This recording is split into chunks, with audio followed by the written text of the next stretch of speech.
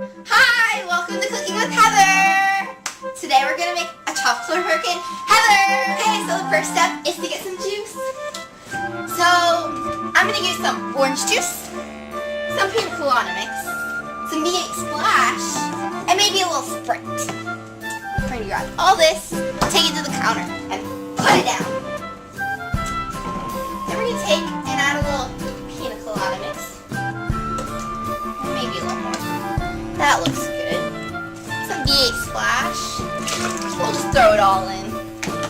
It tastes good, right? Some orange juice. Lauren doesn't eat it for breakfast. And some Sprite because it has bubbles. Then we're gonna take the ice because every drink needs to be icy.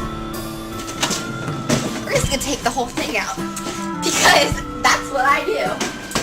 And then put whatever ice you have. Oh, you know what? Just pour it all.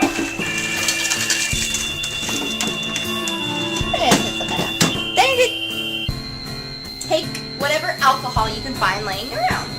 Some Smirnoff. I have some Hennessy too. So we're gonna dump that in. We'll just use all of it. Wow, Smirnoff in here. That's a good drink. Okay. Now wait for the magic. Okay.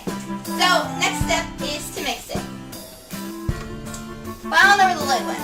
So we're just gonna move the ice tray so it doesn't get wet. And my hand is good.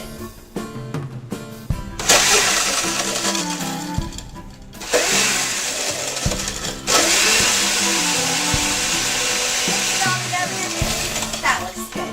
Then you just take it off. I'm gonna put it in my birthday glass because every day is your birthday. Pour it in there.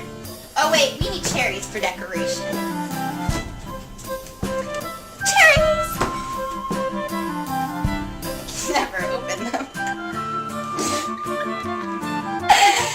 Take a towel and open them.